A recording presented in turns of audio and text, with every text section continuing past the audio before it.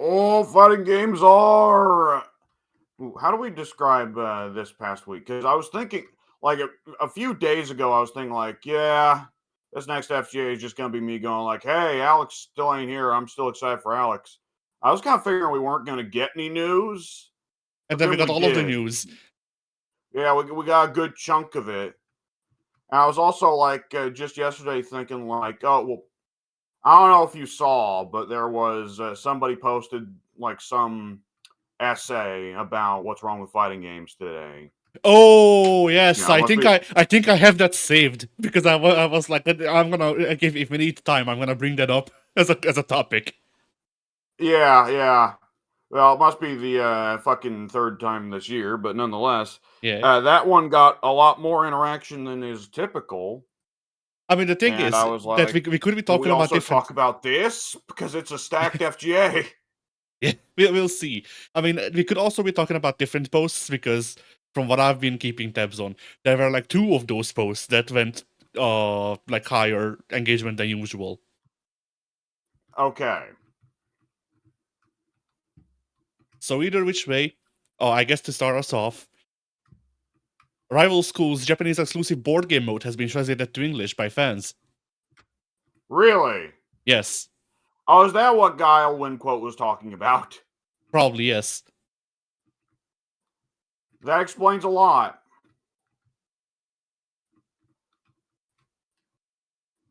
So yeah, that's happening. All right. Okay, next news. Project L is not dead, but it is bleeding heavily. It is coughing up blood. Yeah, this was the news topic I was thinking like was gonna be the big one this week. And like it's actually wound up being not really that important, but nonetheless, Yeah. I do feel for all the people that are hurting about this because it sucks that a game that you really enjoy is going away, which it probably is. It could technically score a comeback. Maybe there's a possibility that Riot is just going like, you don't need all that to continue making this game, but we're not getting rid of it. But this is probably them saying this did not make $1 quadrillion instantly. We're shutting it down. Yeah. That's probably just the case because that's just how generally game publishers tend to work nowadays. And particularly Riot is not a well-respected game publisher for good reasons. Yeah. I mean, for me, like I am mostly happy about this just because it means that there's hope. Like the thing with Project L, like I am completely divorced from Project L as an actual product. If you like Project L, the product, more than all power to you. I'm happy that Project L, the actual project by Riot, failed, just because it means that there's less precedent for other people to point at and go, see this shit ass thing that we're gonna be doing? Yeah, it worked for other people, so that's why we're doing it. Now the precedent is the shit ass thing didn't work. Yeah, I mean, excuse me. I yeah, I'm not, I'm not gonna get into that because I think you are for the most part onto something there. While you know me, I tend not to be the sort of guy to want something to fail. I do think that yes, there was a very distinct chance that if Project 2XKO, Project L, whatever, had worked, and the skins they did go with the plan of, you know, pay $100 to get a skin for Yasuo, then that would have led to further, free to play focus, MTX focus designs for fighting games. And that would obviously be unpleasant. Yeah. With that said, I do question if this is actually going to shut up the amount of people that say the reason fighting games aren't that popular is because there's not a big free to play fighting game that's been a success yet. I mean, it probably won't shut them up forever. I would hope that it would shut them up for like at least a couple of years, and it might save us at least a cycle. And if anything, like I have to imagine that like the 1-2 punch of Multiverses and Project L doing this, both of them. Well, I forget. Was Multiverses gonna be free to play when it launched for real? I'm sorry. What did you say? Was I got. Multiverses? Yeah. Was Multiverses ever launched for real? No, no, Yes, no, the no, second no, bad no. launch was supposed to be for No. real. I'm asking if Multiverses was gonna be free to play when it launched for real. I believe for Multiverses was free to play when it launched for real. Yes. Okay, then yeah, then the 1-2 punch of Project L and Multiverses shows that for the time being, while lowering the point of entry is good initially, the way you can monetize those types of games currently doesn't work. So my hope is that we get like other 2 or 3 dev cycles worth of games that are not shit when it comes to that stuff.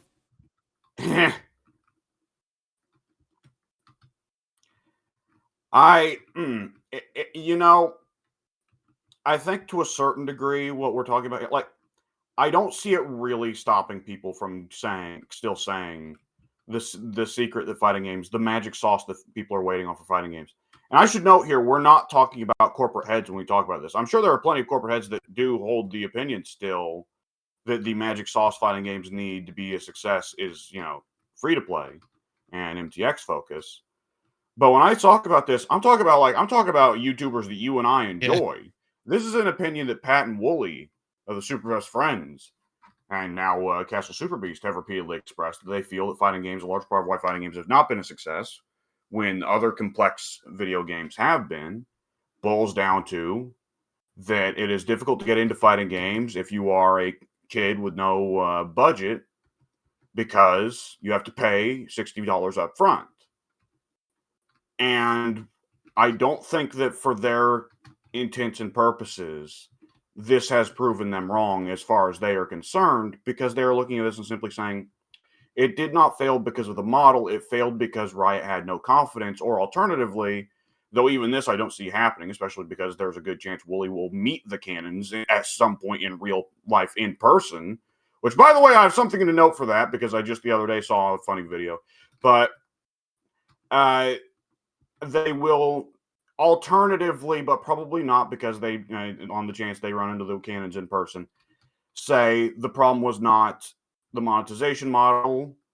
The problem was that the devs took way too long to get even the basics done. There was way too much time in the kitchen. Yeah. I mean, Generally yeah. speaking, I think all three things are true. That Riot is a bad publisher. That the cannons took way too long to make the fucking game, so it's just blowing loads of money.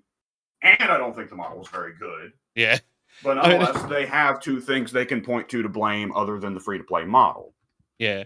I want to note, I just remembered one of the names that I saw someone give to Project L being Rising Blunder, which like not entirely correct, but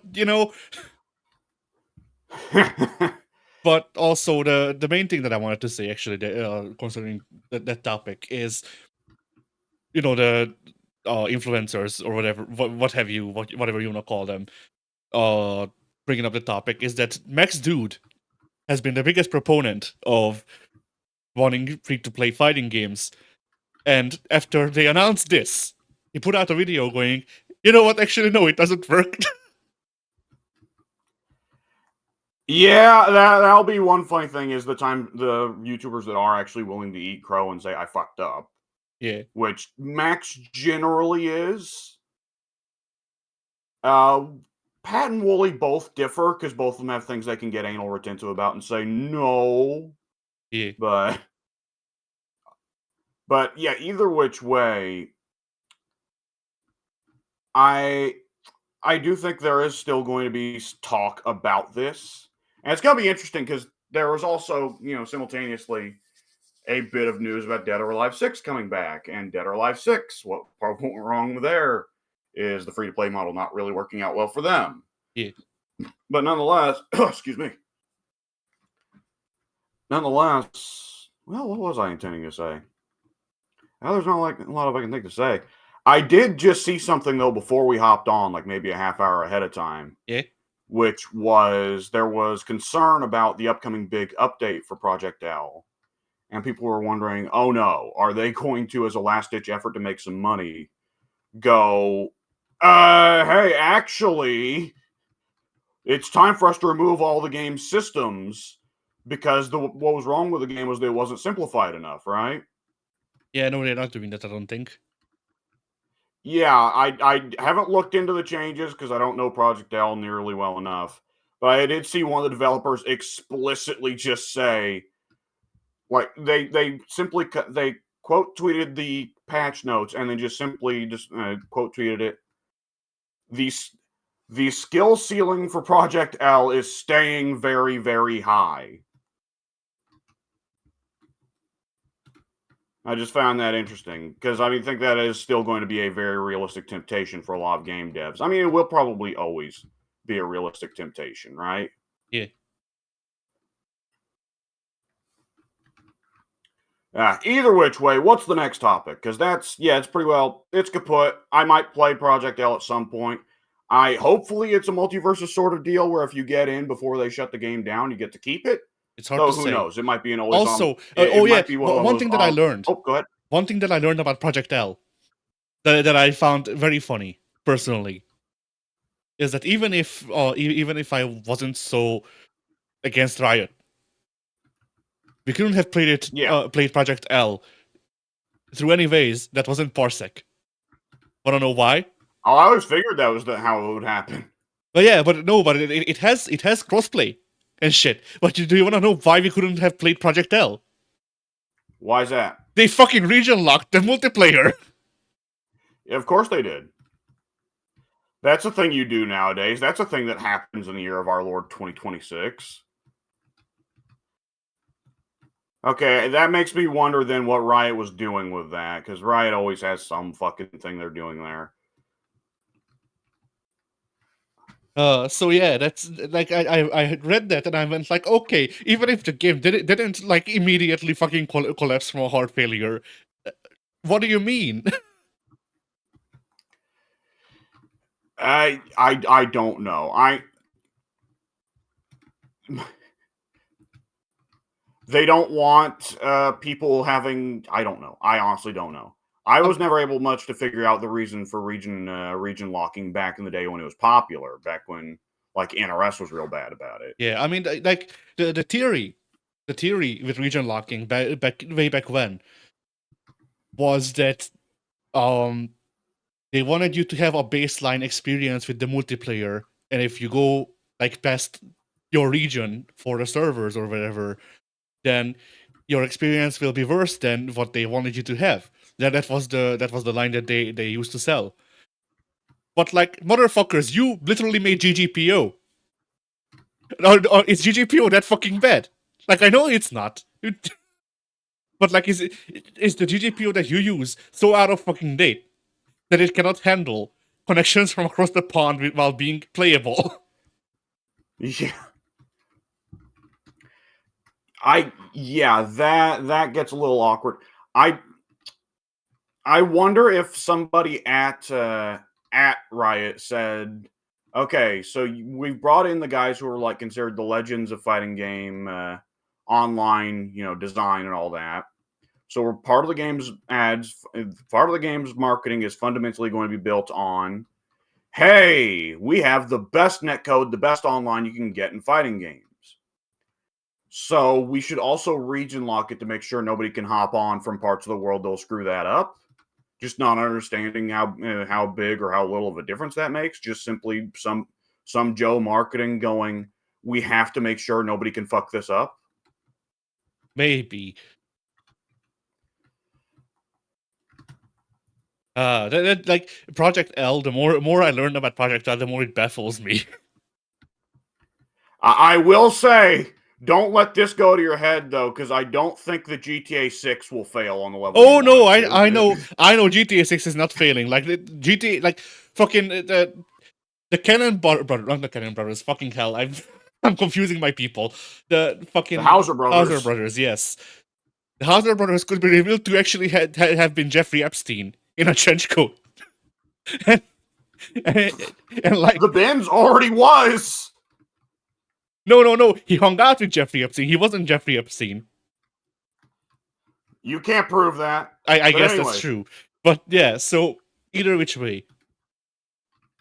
like the fucking Hauser brothers, and like literally everyone on Rockstar staff currently in the C-suit could do like a full cult ritual sacrifice in the middle of Times Square, and it would not dent the sales of GTA 6. I am not delusional. Yeah.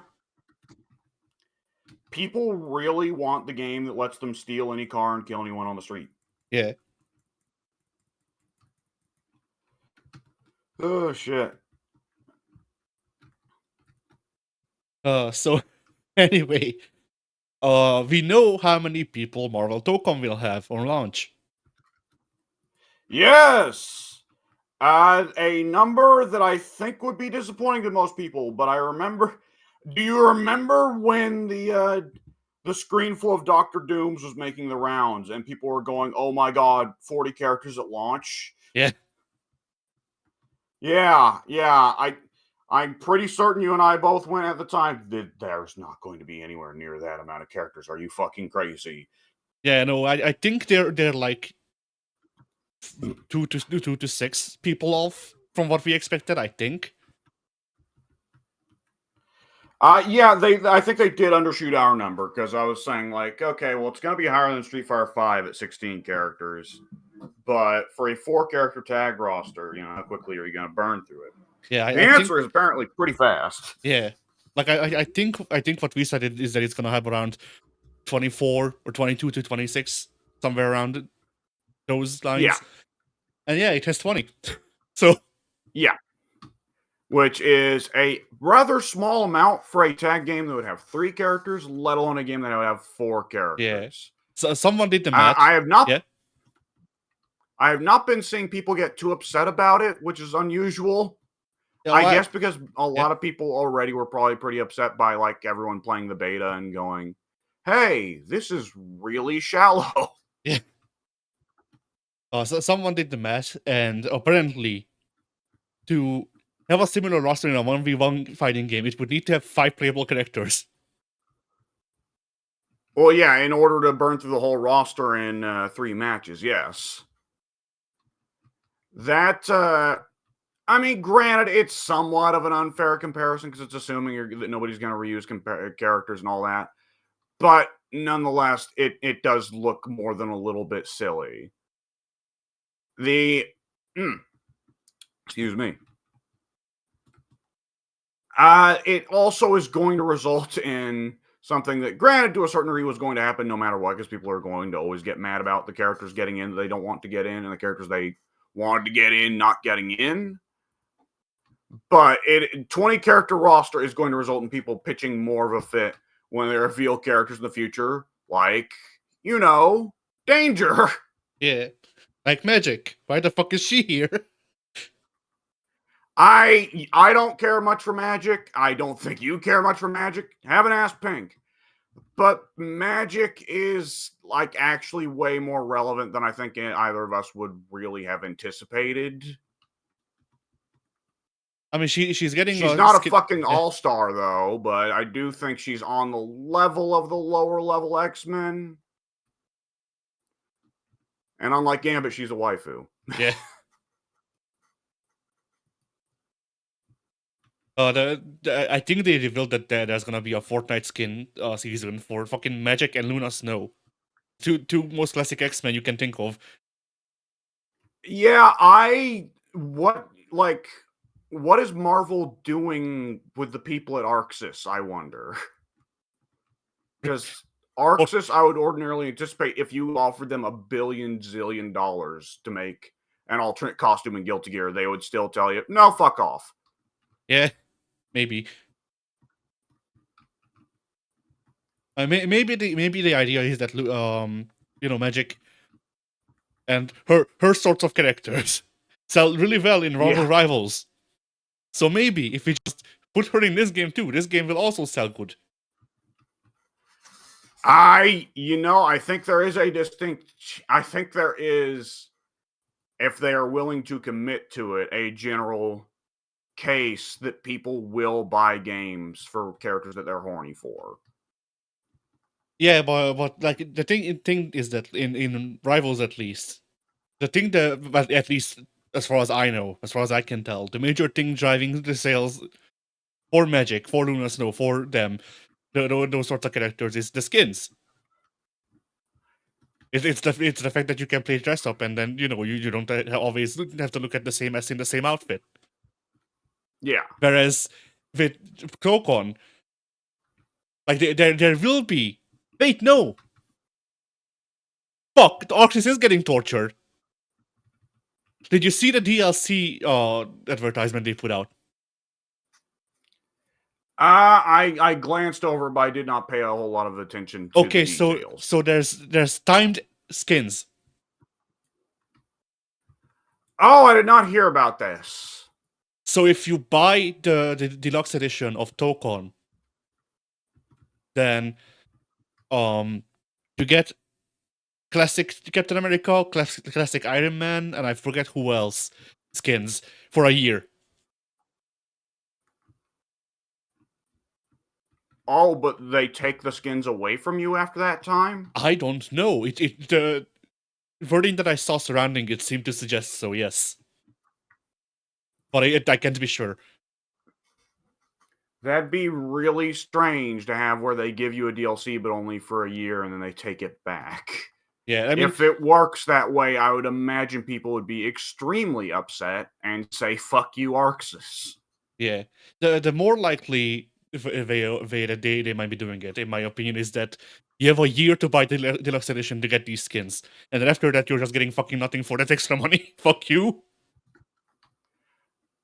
Well, is it one of those things, or is it them saying only for a year it will be exclusive to the deluxe edition, and then we'll launch a separate DLC that'll be classic Captain America, classic, Iron Man, and so on? Yeah, maybe. Because that's a time-worn tradition. That's been going on for 15 years now.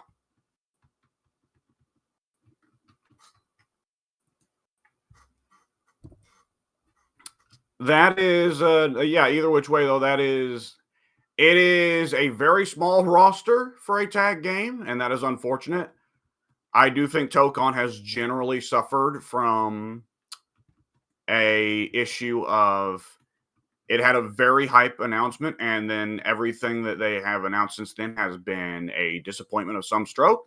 Yeah. Generally speaking, that is generally going to be the case anytime a really hyped up game gets announced. Because people had, as soon as it was announced, there were expectations of like, oh my god, Arxis is going to be in charge of bringing back the next Marvel. Marvel versus Capcom has been missing for a while, and Arxis is one of the few developers we trust to actually do it properly and not, scale it down. Which, of course, we didn't realize at the time. Well, no, we realized, you and I, even back then, were like, well, what if they're going to go into the Strive mentality? Which it turns out they're going in with a Strive mentality. Yeah, like what the populace didn't realize is that this is not Arxis we're talking about. This is not an Arxis game. This is an Arxis game after 2015. Major differences. Big differences between those two.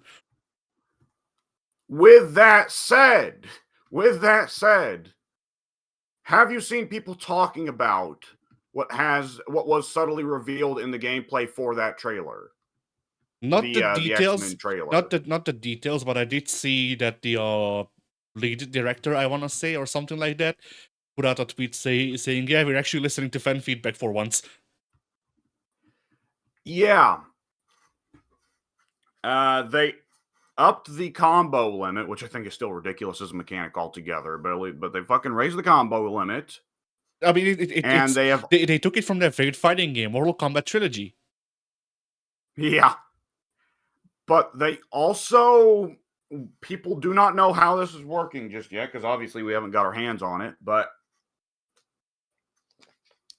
they also made it where, so previously, if you press the assist button while you were jumping, you got a specific air assist that was usually pretty gimped to make it so you couldn't do really nasty mix-ups on jump in and block strings on jump in and all that. And during that trailer, at one point, one of the lead character, like Magic or whoever, is in the air, calls in an assist, and it's like Storm Standard Assist. Yeah. And at one point, they also, so in the beta, Tokon also had where if you called an assist during a combo, it would not do a standard assist. It would do the generic combo assist, which was also usually pretty gimped to make it so you couldn't have really creative, wacky combos, to make it so that the combos more homogenized. And it would be the same across any team. And again, in the new Tokon trailer, at one point they're doing a combo, and I guess Storm gets called in and does not do her Storm combo assist. She does one of her like regular assists. All right. So, jury's still out on whether they're dealing with a few other things, because people also were saying that all the characters felt the same, and that's a big problem. But they are at least interested in somewhat playing around with the idea of making the game, giving the player more freedom for doing things in combos. Yeah. Granted, these kinds of things sometimes get announced and then get taken away, right? Street Fighter V had a much bigger, toy box for the player to play with during its beta than it did at release. Yeah. Excuse me. I mean, for my part, as selfish as it sounds, like I'm not really following it that closely because I lose either way. At worst, it will be strive with character switching, like live or hot character switching, and then at best it's gonna be Fighter Z, which I also didn't like. So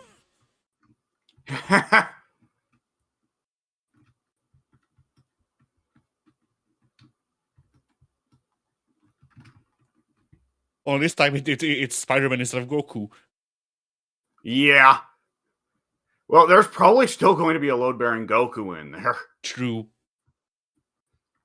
Like, if that's just Arxis' way of making it work, then that's probably just going to be what they continue to do. Yeah.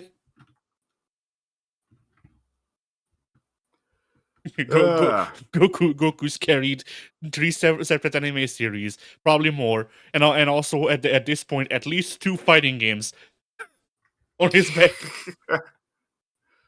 Oh shit. So yeah, anyway, let's see. Okay, big news. The big one. Dead or Alive, found breathing. It's okay. Found breathing. Okay, yes. I thought you said breeding. I was no. Oh no. I was like, this is the logical follow-up, as we discussed before. Nonetheless, I'm rather alarmed. Yeah. Yeah, Koei Tecmo announced they're making a straight-up porn game. Oh, shit. But it's all Yuri. Oh, no. Oh, yeah, actually, hang on. For a second, I forgot the names of the characters, and I was like, oh, was that a character? I forget. Oh, shit. So yeah. DoA 6 Last Round is a thing that exists. Well, will be a thing that exists. Which I don't believe they have announced what they're actually changing about it. But it is going to be curious. They did show off a bunch of characters and they acted all excited about it. Like they showed off full what's the name of the Tengu chick? I think it's Tengu, isn't it? Yeah. Karas Tengu, I think. They showed off Tengu very proudly, and I couldn't remember whether or not Tengu was in Dead or Alive 6. I forget. I think I did hear that they're adding new characters. And judging by I mean, if they can just reuse DoA 5 assets, why not? Yeah. And according to people who have been through this once before because of DoA 5, apparently what's gonna happen is that, Mai Shiranui and Kula Diamond weren't in the trailer because they're gonna be on disc. They will be DLC again, however. It would make sense as a licensing issue because I forget. Did I was I able to get Mai Shiranui properly, or did I have to find her on the street? Yeah, no, you picked her up on the street. Yeah, it was weird. That's where she went. Yeah, that's where she's on the streets. She's literally there. People have been complaining about Mai Shiranui being on the streets. That's true. She belongs to the streets now. Yeah.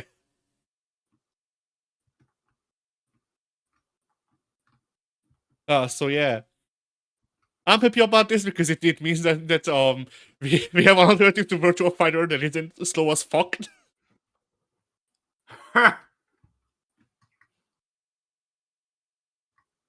So yeah.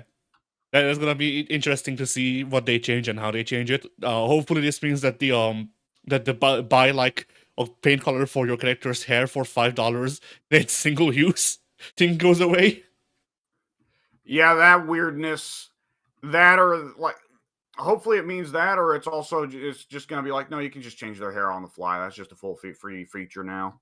Yeah, I mean this is their chance to redeem DoA 6 as a game because DoA 6, from what I I mean, understand, yeah. no, go ahead. So DoA 6, from what I understand, is as a game was alright. What actually made the game be bad, what made it kill the franchise for like 10 years, is that they just went full balls to the wall on the fucking monetization. So if they just turn that down a bit, then it might be fine. My memory was that, yeah, there was a lot of that going on. Plus, I think they did that thing that you and I love, which is adding big cinematic explosive moves, Ah, super moves to a 3D fighting game that did not previously have them, which is, of course, an issue we've had with Tekken as well and Soul Calibur. yeah. I'm not sure if they can remove that quite as easily. I mean, if this is like practically a remake, then they might be able to. But otherwise, I'm not sure if they can just remove an entire gameplay mechanic. Sadly, Yeah, I don't see it being a remake because it's like, why would they go back and remake the worst game? But yeah, I appreciate them trying to do a redemption, and this being their way to hype up DOA 7 is let's go back and fix the bad one. yeah, I think we've spoken about this before, the hypotheticals of a series honestly having the balls to go, instead of making a new good game or remaking one of the good games, let's go back and fix one of the bad ones and make them less embarrassing, right? yeah. Which, I mean, this genuinely has been Koei's MO right now. Because the other big franchise they brought back recently is Fatal Frame. You wanna know what games they fucking remade first? They took I'm going yeah. to guess the bad ones. Yes, the first one they fucking remade was Fatal Frame 4, which was on the Wii. It's middling. And then the next one they did was a remake of Fatal Frame 5, which is the one with the time traveling incest baby. Now I'm not sure they rewrote the entire game to make that not be canon anymore, but you know, they might have tried to make it better somehow. I haven't played it yet, so I don't know. And then only now that the bad games have been remade, they're like, okay, here's the one that everyone fucking likes. And that's why Fatal Frame 2 is coming next month, I think. Which, like, I have to give them props. There's a lot of shit that I don't like Koei for. But really, it's not that many things. It's just I don't really vibe with Dynasty Warriors as much as Sengoku Basara. But either which way, like Koei's games usually don't appeal to me that much aside from a couple of series, and I have to give them props either way. Because they have the balls to go, you know, the bad games in these series, yeah, that's how we're bringing it back. And then they just make them, you know, fine, at least.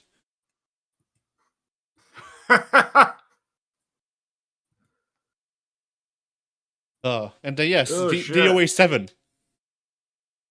Yeah, this DOA 7 is going to be interesting on so many regards, right? People are not prepared for the discourse they're going to be struck with Yeah. when this game is a thing. I hope there is going to be. Yeah. Oh, go ahead. I hope that during the development, like during the hype cycle, they do like an entire Koei Direct. I don't know what to call it, but like they do an entire presentation, like a 15-20 minute presentation on just how they calculate the boom physics in this game. Because that would be so fucking in character for the series.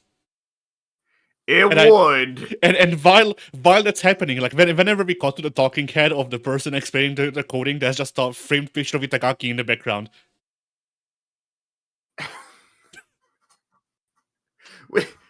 I see. Okay, being respectful of Itagaki is probably what we'll get because he passed away, and obviously dying makes saints of everyone. Yeah. I would love it if they just start in instead the new director looks directly at the camera, ominously in shadow. And as he says what I'm about to say, the text appears on screen, matching what he says. Itagaki was weak.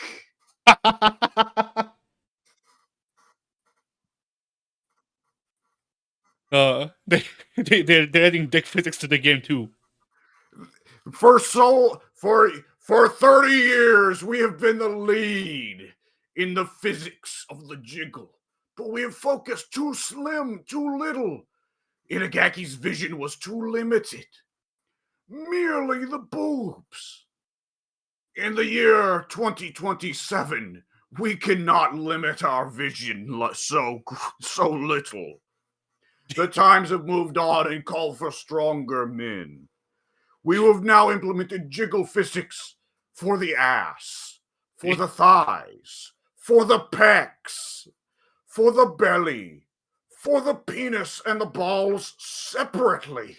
Fully modeled penis and balls that responds to humidity, like GTA or not GTA or the R2.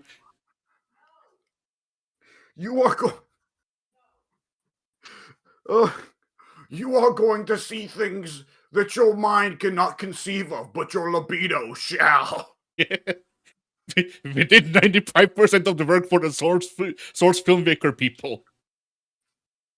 We are going to tickle you down to your brainstem. Oh, shit. So, hey, you remember when like a month ago Ninja Gaiden 4 came out? And everyone was like, "Oh, hey, what the hell? They got old. Damn, am I forgetting her name right now? Kasumi's cousin, I don't know. purple hair girl. Come on." I want to say Naue, but I don't think that's it. Yeah, you can tell neither of us play her. Yeah. And like most Dead or Alive players play her, which is the really fun part, right? She's like the most popular character in that series. I look up a list of DoA playable characters. Kasumi.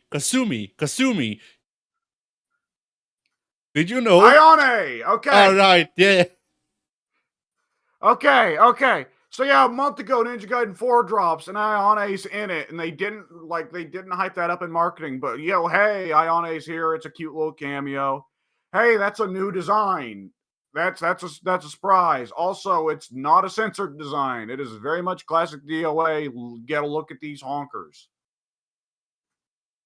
So I don't know about you, but I was at the time like, oh, so what are we doing here? Yeah, you even said so. That this might point to a new DoA, but we can't be sure, which wasn't true at the time. And now we can be sure. Yeah. Now we have, we have evidence. We have, I think there might be a new DoA on the way. I just got a hunch. Yeah. I got a tickling down somewhere in my soul. So that's what you call it. Yeah. Not for Ayane. Tina, though. Ooh. All right. Also, I just noticed while scrolling through, so the DoA is not 30 years old, which means it's soon gonna be neglected by Japan. Yeah. 4 more years. Oh boy. I noticed in the DoA 6 last round marketing, they were suddenly very prominently featuring Marie Rose. Yeah. I mean that was always the case with DoA 6. For some reason, from what I understand at least.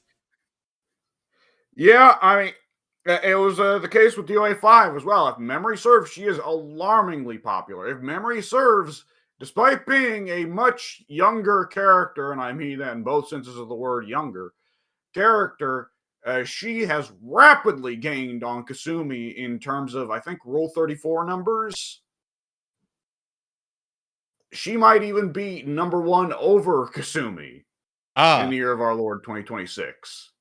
Which is, if you ask me, incredibly alarming.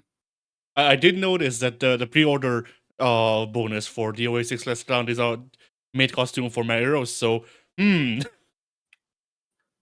They make you pay for that? In DoA 5, that's like her second costume. I thought her default was a maid costume, so I don't know what the fuck they're giving you for that money. But yes, Oh, that's I what they thought it was say. the. I thought it was the. I thought it was the swimsuit or whatever that they always throw her on. I don't remember. I think the AI alternates between using either in story mode or not story mode, arcade mode. I think so. Yeah. Though then again, the AI will use just wacky costumes in DoA 5 because like you'll run up against Lisa and she'll be wearing just like the fucking slingshot, and it's like, oh Yeah. Jesus Christ! I hope no one walks into the room and sees me playing this. That's Guess DoA. that's generally the story with DoA, but with the more innocent the more covering costumes, I can explain it a little better. Whereas that one, it's honestly like, yeah, I can't cover for this one very well. Yeah. Oh man, that people aren't going to be like. Broadly speaking, a lot of what we could say about DoA 7, we kind of already hit like a couple months ago with the FGA where we were joking about Hayabusa having his dick out, right? Yeah. Because that's a lot of what the humor would boil down to, is bringing the ridiculous over-the-top fan service of DoA into the year of our Lord 2026 and being unapologetic about it this time. You know, the obvious jokes are A, asses are bigger now than they used to be. B, nudity is now allowed, whereas the last time DoA was really relevant, nudity wasn't really allowed in video games. C, there is now more of an understanding that you are expected to sexualize the male characters as well as the female characters. And therefore, all the jokes that ensue from those three various things in DoA. Nonetheless, could you imagine if DoA 7 was like, hey, here's a fat chick? Because we could, like, it would, like, be instantaneous how we could just go Pink, and Pink would be like, yes. No. And it would be Pink, like, like okay. they wouldn't need to tell Pink. Pink would join the call, even if we're not in call right now. He would join the call and tell us that he's pre-ordered DoA 7. He would enter the call at such velocity that one of us would be sent flying out the window. Yeah. Oh, Now, have you ever seen the part of The Boys? Which, you know, I hate The Boys, and I No. hate to ever reference The Boys in any context other than that I hate it.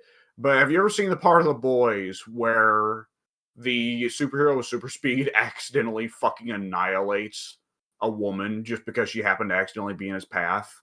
No.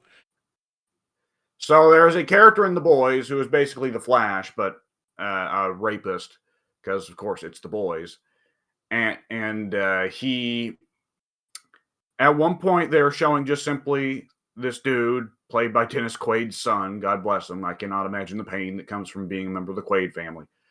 And his girlfriend are just being all sweet and romantic on the sidewalk, and they're holding hands. And then there is a blur, and she just turns into a red mist, and chunks Oh. fly all over the boyfriend. And I guess he's left with like just her hands that he was holding on to. And it shows the speedster, you know, he stops and he goes, whoa! And he's covered in blood. And he peels his goggles off and he just looks all over himself like, oh, Jesus, this again. Well, I hate when this happens. And then he just runs off again. And then Jack Quaid's character, the boyfriend, finds the boys and is like, hey, they killed my girlfriend. I want to become a boy. I see. And then that character goes on to be raped, and it is played for humor because The Boys is a shitty TV show based off of a shitty comic. I'm surprised. Yep. One of these days, I really need to look into finding that sound clip of James Dean. Yeah. Just occurred to me something I could say that is largely inaccurate, but nonetheless I could say because it could make somebody mad and that'd be fun. I could say the only good thing to come out of the Boys is that it produced a Mortal Kombat character. Oh. All right. Nonetheless, yeah, DoA 7 is coming. Boy, there's gonna be a fucking discourse when the parts of that game get revealed. Yep. I was gonna say DoA 7 is coming. So are you. Oh, you know what? Yeah. DoA 7. Are they going to look at what's went on in other fighting games that have been raging successes? And is DoA 7 going to be, all right, you know what's the secret to success with our fan service game in 2026? A trans femme character. Maybe. Is there going to be we have brisket at home here? Yeah. Is there going to be we have Testament at home here? Which, yes, I know Testament is non-binary, but nonetheless. I mean, that could go either way, because That is going to be part of the question. yeah, because I mean, that depends on how they handle it. Because like I could see a trans femme character becoming popular. I could see a trans masc character becoming popular if they fall on the more like femboyish side. Yeah, well, Tekken has had for like getting close to 20 years now Leo around, and Leo I mean, could be Leo is either. yeah, Leo is non-binary just because we don't know when they refuse to elaborate. Yeah, and they keep in every game putting in a clue indicating in a different direction just to fuck with people. Yes. So like At a certain point, as a Tekken player, you have to just simply say Leo is Leo.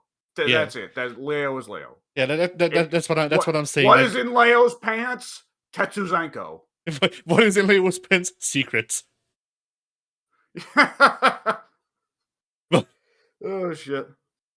But yeah, that's why I'm saying like Leo is most realistically non-binary unless they elaborate otherwise. Just because they go both ways with the signaling, and Horda has said that they refuse to elaborate on purpose. So Yeah.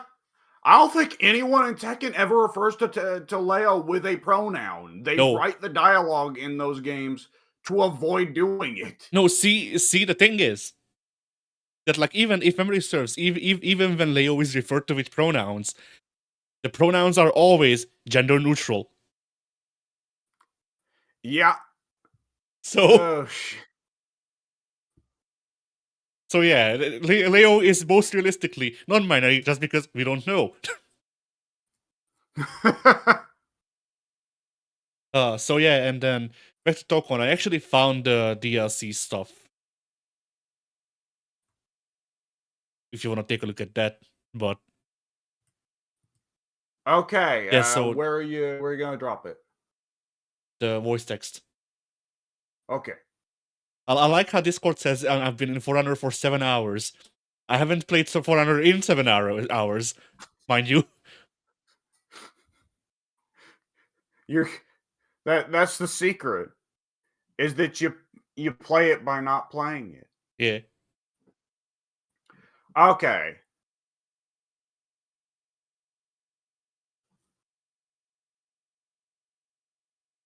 Costumes available until August 5th, 2027. Game progression may be required for in-game unlocks. Yeah, I mean, there is a possibility that they're going to make it a Battle Pass FOMO thing. But I don't know. I'm looking at this and I'm just thinking it's okay on August 5th, 2027. That's going to be when it's, hey, buy the deluxe costume pass and get Spider Man PS4, Punk Storm, Classic Iron Man, Classic Cap, and what the fuck is this? Dr. Doom. Shout outs, by the way, to its 5 character costumes, 4 of which are pre established costumes that people are going to be like, yeah, I want this because this comes from the version of the character I like. And then with Dr. Doom, they just made shit up. They just made shit up. Granted, with Doom, your hands are kind of tied. Because, like, okay, what else are we going to do? Okay, well, we can do when he had stolen the Beyonder's power, Secret Wars or whatever. But, like, that was just the regular Doctor Doom costume in white, which would be a character color. Yeah. Or we could do Ultimate Doom, who wasn't wearing a shirt and just had, like, abs on his suit and all that. But Ultimate Doom was stupid because that wasn't his suit. That was his body. Oh. Yeah, hey, did you know that about Ultimate Doom? No.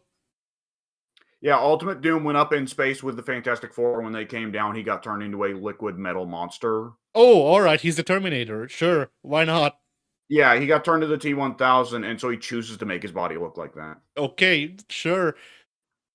I think he also had, like, where he could control electricity, and if he touched you, you would turn into metal and you would melt and die. So he had, like, a touch of Midas sort of thing going on. Yeah. He sounded to me a lot like that one version of Clayface, right? Yeah. Yeah, either which way. Also, Howard the Duck! Only for lobbies, though. Yeah. Who knows? He might be on launch roster. Do we know the full roster? Maybe. He's gonna be on Peter's team. Peter's team will be him, Spider Ham, Howard the Duck, and like okay, I don't know, Crypto. From DC. Yeah. Yeah, we get one crossover character with DC. Let's get Crypto. Oh shit.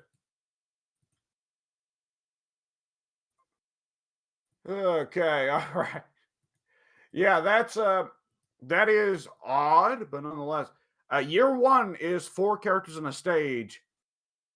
I know in the year of our Lord 2026, long dev cycles are just simply the way things work, and that it now takes a mile to walk the distance that it once would have taken a yard. Nonetheless, for a 20 character launch roster for a tag game, to say that year one's only going to have 4 characters is also going to sting for people. Yeah. I mean, that also combined with the price. Have you seen the pricing? For the DLC, I'll assume, based off the fact that you're saying that it's bad, I'm going to assume $30 to $40. No, overall, we don't know the DLC prices separately yet. Oh, well, it's a PlayStation thing. PlayStation's been pushing the $70 range, and I assume Deluxe and Ultimate are going to be like $110, $130. Yeah, let me see if I can find it. I posted it somewhere, but fuck if I remember where, apparently. Sony's not pushed $70 as hard as Nintendo has, if memory serves, but they've still been pushing it. Ah, here, I put it here. So yeah, so not only, well, okay, in America, base game is $60, Deluxe Edition is $85. It really becomes funny when you consider other places. Like, for example, in Europe, the recommended prices are 70 euros and 95 euros. Which, if you then convert back into dollars, then the base game is $83, and then the deluxe edition is $113. That's pretty brutal. It's been the physical, like, excuse me, console gaming seems to have been very brutal on countries outside of America and Japan for the last couple of years, which, generally speaking, a lot of Europe and South America and Africa were already pushing towards PC gaming, and is going to continue that trend. But it obviously sucks for our particular group, because you live in a country that is pretty dedicated to fighting against accessible PCs for the common populace. Yeah.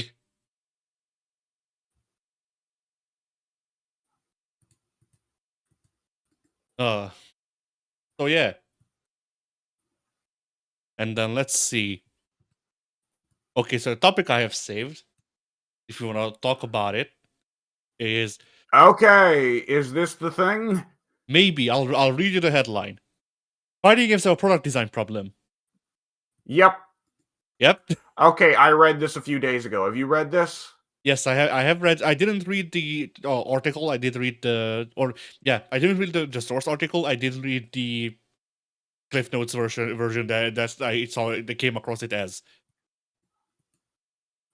Okay, you've read the Cliff Notes, but you did not read the full article. Okay. I think I saw the same Cliff Notes you did, and the Cliff Notes you saw were presented a little more elegantly. Good Lord, if I can speak. Than the article itself. Maybe. I wouldn't know. Yeah. But yes, so the main thing is that, like, but fighting games are lacking. It really is just, or well, I guess not, lacking is not the right word, but like it basically puts out the statement that fighting games' major problem with finding foothold in today's market isn't particularly down to fighting game mechanics as on their own, or the stuff that devs have been attempting to do for the past like 15 years now.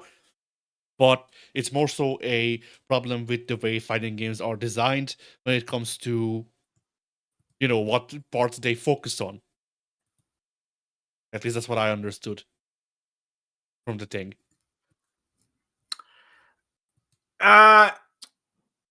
The opening argument certainly is that it's not going to make a difference trying to simplify games or make them more complex. At the end of the day, that's not really going to matter. Arguing that, yeah, as most fighting game, related people argue in these positions, League and Dota are mega popular and they make fighting games look like fucking basic math, right? Whereas they're advanced algebra and advanced calculus. Yeah.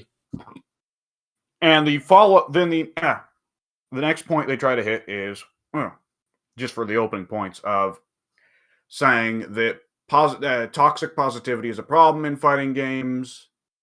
They saying that trying to be positive about everything going on in fighting games can be good to make as a personal choice, and it can be good for your own personal community and yada yada yada. But that every fighting game head who says you need to stay positive so that the fighting game community, the FGC, needs to stay positive in order for fighting games to be popular is blatantly wrong, because League and Dota are mega popular and they have the most toxic communities you can imagine. Yeah. And these were his opening arguments, but then the actual changes that he had proposed, which I do not believe the Spark Notes version, the footnotes version you saw, really got into the nitty gritty of, was that he felt what is missing from making fighting games mega popular today is that it misses out on the arcade experience of yesteryear, and that the the fighting games should immediately boot you into there should not be main menus. They should boot you into a Arxis style lobby in the vein of the Guilty Gear Strive, where you hang out with members of your clan and practice and play with them, so that you have differing arcade mentalities, and then you'll have differing arcades competing with each other. And he was specifically using a lot of language of saying that fighting games should feel like martial arts movies. And in particular, he feels that today fighting games are too dependent on the idea of developing solo on your own, and that fighting games should have nowadays more of a feeling of differing schools of martial arts competing against each other and differing clans of martial arts competing against each other. So therefore, players should be booted into this screen. And that on top of that, fighting games should have better single player modes. But rather than saying that fighting games should have more single player content, he was saying that like World Tour and most fighting game single player content that you can think of really isn't actually per se a fighting game. It's just taping extra shit onto a fighting game that is not fighting game. He's saying fighting games should have single player content that receives more focus, and it should be much, much harder. He was saying it should be much more difficult. He was saying in the year of our Lord 2026, where Elden Ring and Hollow Knight and Cuphead have sold mega bucks, that fighting games should catch up with that and have extremely brutal single-player modes, and that he feels the difficulty should be front-loaded so that people who are new to fighting games will play and immediately get their asses beat and just get taken to the fucking cleaners and have their cheeks spread and just have the AI in a fighting game just take them to Pound Town. And this will, in keeping with Elden Ring and Hollow Knight and Cuphead, make an exciting challenge that makes people want to get better at fighting games and makes people want to improve, rather than simply piling through World Tour and Street Fighter or story mode in Mortal Kombat and then uninstalling the game after only 8 hours of play. These were the broad arguments he had. He also hit at the start a shorter little checklist, which was better ranked modes, better crossplay, better netcode. So, hitting all that, I think this guy was obviously, I agree with this guy about some things, because it'd be insane if I didn't. It's extremely rare you run into someone you just disagree with on every single point, and that's about as rare as running into someone you agree with on every single point. Human beings are a little more diverse than that. Yeah. With that said, I think a lot of what this guy had to say was not really that hot or spicy. People have been calling for improvements to ranked, improvements to netcode, improvements to crossplay for like 20 years now. As long as there's been online play, fighting game online play, people have been asking for improvements. And Yeah. other than that, I think a lot of what this guy had to say was personally stuff that I was like, no, I don't think this really matters. Or no, I don't think that's going to improve it. Or no, I don't think you really get it. I think you're saying what you want to happen. Which to a certain degree is what everyone says in fighting game discourse. People have a very, very difficult time separating their subjective biases from the objective logical observations. I'm getting some background noise from your end. Is there somebody running like a TV or something? No? Weird. Either which way, I don't think that trying to put peer pressure and trying to put a overt multiplayer focus in the main menu. I think Arxis having their okay. I'm in favor of replacing main menus with more creative ideas for ways to progress through a game systems and all that. I think it's cute when they do that. Nonetheless, I think they make main menus because it's easier on the budget than creating a little separate mode that people are going to ignore because they just want to get to what they want to do.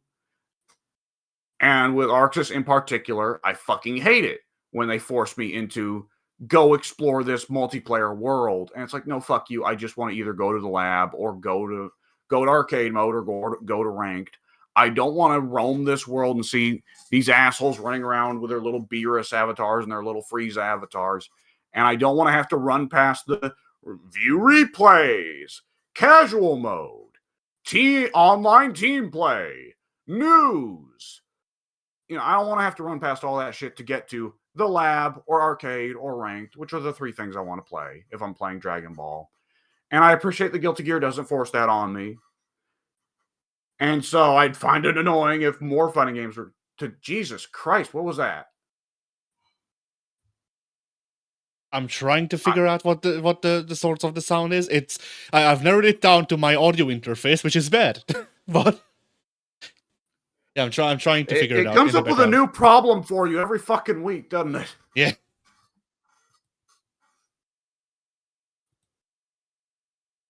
The weird shit is that like I can whatchamacallit, like I can monitor it through it, and it's fine.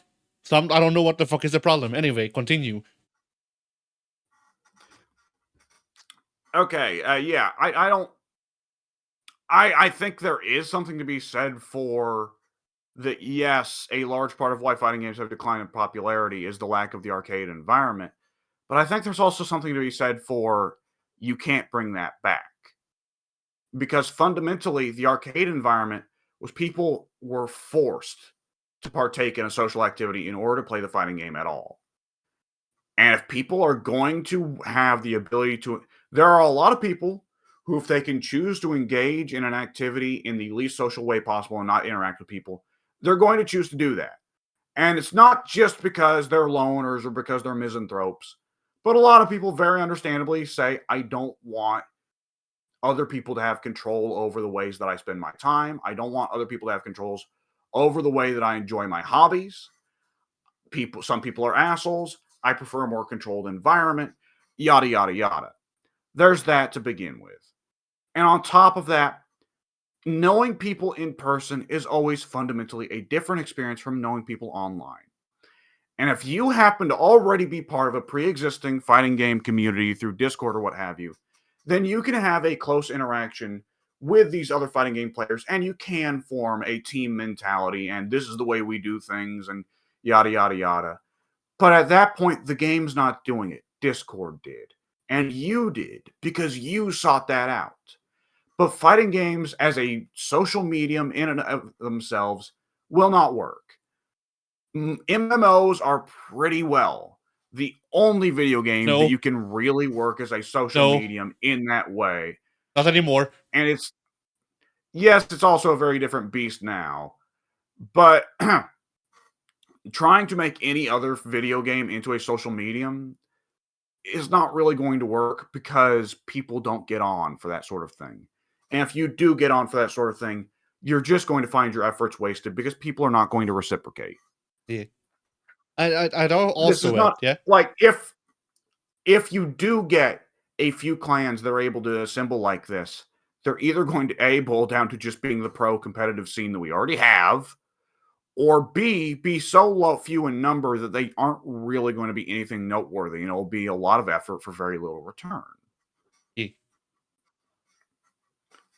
I'd also add that, for the basic idea of there being different emerging styles between the clans and shit, the reason that was true in the arcade scene is because arcades, being in person, meant that if you did something that pissed off more than 3 people, then you're gonna get your fucking ass kicked. No matter how hard we try. That's not something that can be replicated with online gaming.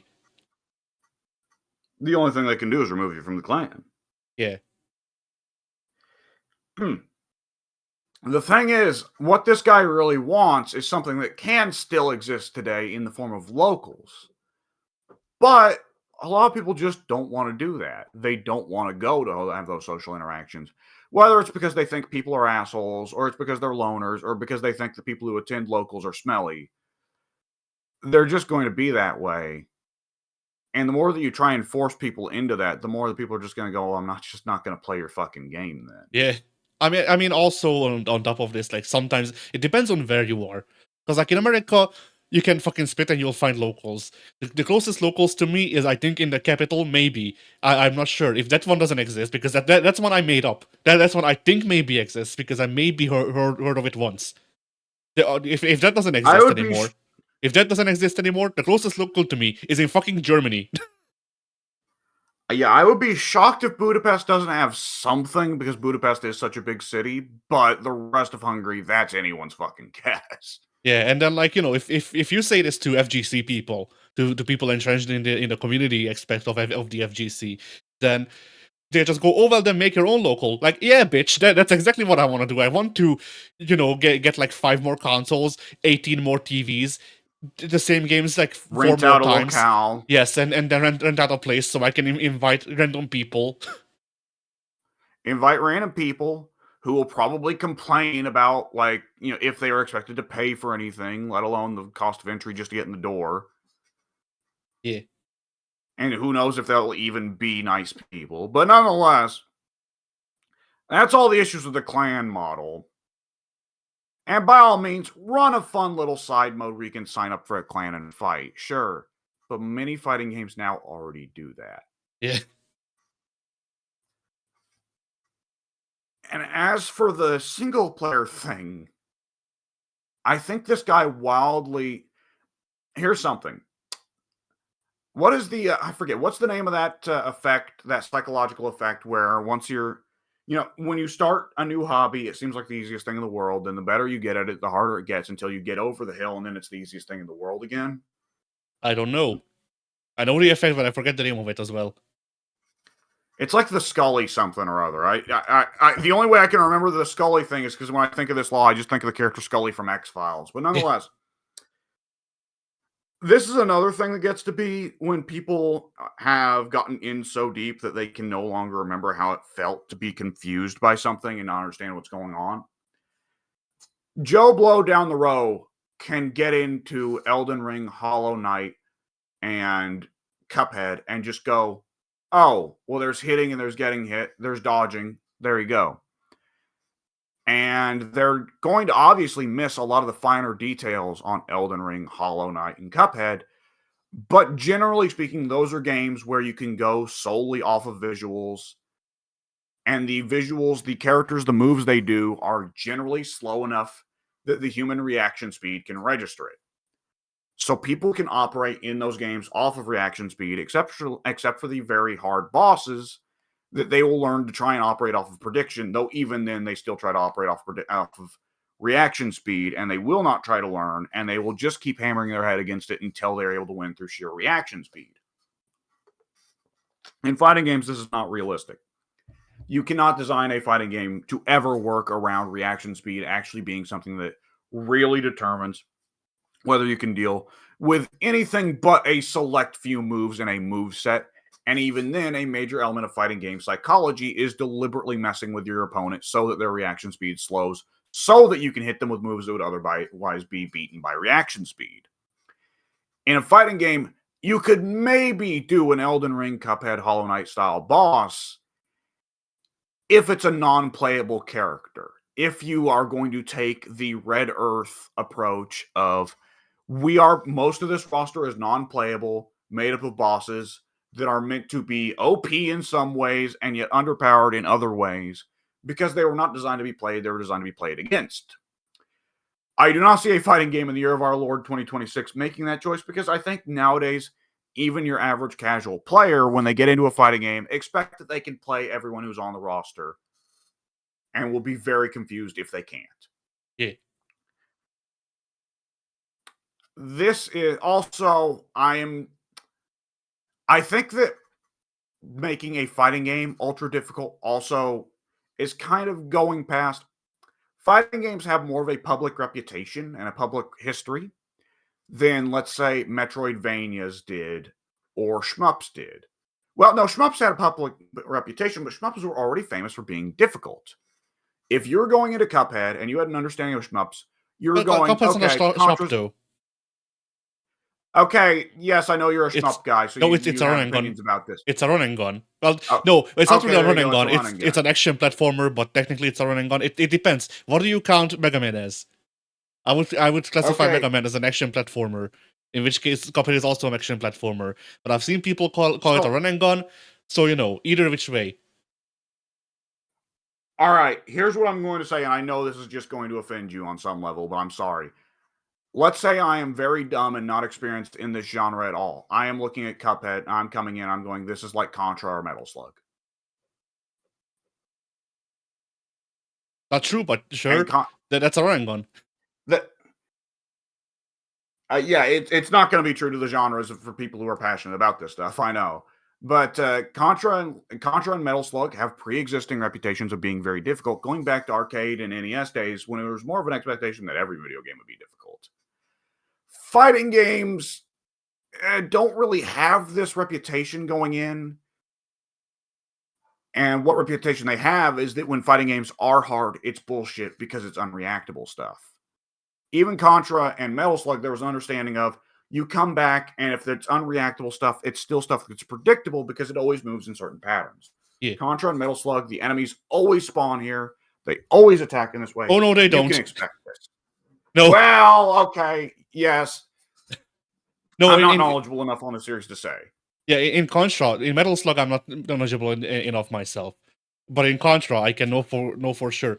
With Contra, there's some enemies that have set spawns, and there's some enemies that have variable spawns. What I mean by that is that, like, for example, on level 7, I think on Hangar, there's these people who are right next to turrets. They always spawn in the same place. If you learn the level design, if you learn the level layout, then you'll know where those people are. While you go towards them, there's at least 2 regular, fodder gunners that are gonna run at you. They have variable spawns. So where they come from, which side they come from, when they come from, those sides, that's all randomized. So there's an element in Contra, at least, of, okay, I know these are the set spawns, and then I have to build up my reaction speed so that if something comes in from off screen, then I can react to that. But otherwise, I play around what I know already. Yeah. I'm trying to remember what point I was trying to make before. Oh, either which way. There we go. It's a different beast coming into fighting games because, generally speaking, AIs are not going to be following patterns. They're going to be making, to a certain degree, random choices. Sometimes you can catch the AI in a pattern, and that's usually when people start laughing at fighting games because they figure out, oh, the AI doesn't know what to do about this button. Yeah. But for the most part, fighting games that have a legendary reputation for being difficult, SNK, it is not famous for, oh man, if you beat this boss fight, then you're a real man. No, it's usually infamous for, this is just unreactable random bullshit. What the fuck am I supposed to do? I'm winning by pure luck. See, but this also goes back to the arcade mentality, because if you beat Rugal input reading you back in fucking 95, then yes, you were the man, because we didn't figure out yet that it was all random bullshit that he was throwing out. Yeah. I think that no matter what, if fighting games are going to stay fighting games and still retain the soul of fighting games, unless you're talking about, well, this guy was already complaining about that, like most of the time when fighting games include single player content, and he was talking about a lot of the really highly praised fighting games. He was saying World Tour is just a shitty Yakuza but with fighting game attached. Tales of the Soul back in Soul Calibur 3 was just a shitty Fire Emblem but with Soul Calibur attached. Yada yada yada. If you want to design a fighting game boss that people find actually difficult, but also find to be not random and insane and bullshit, if people treat them the same way that they treat bosses in Elden Ring, Hollow Knight, and Cuphead as honest but difficult, then you have to not design them to play like a fighting game. Fighting games, on some level, fundamentally were meant to just be played between people. And when you put it in the hands, if you put the tools that are meant to go in the hands of a person into the hands of an AI, the AI either A, has to be incredibly stupid, or B, kind of cheat. And this goes for a lot of game genres beyond fighting games. Because strategy games, this winds up being the same thing. This is a thing that happens all the fucking time in most strategy games, is people saying, why can't they make the AI smarter? And the first answer is, because it's not that easy, dickhead. But the second answer is, okay, let's say hypothetically they did make the AI smarter, buddy. If they make the AI really smart and play like the pro players, what do you do?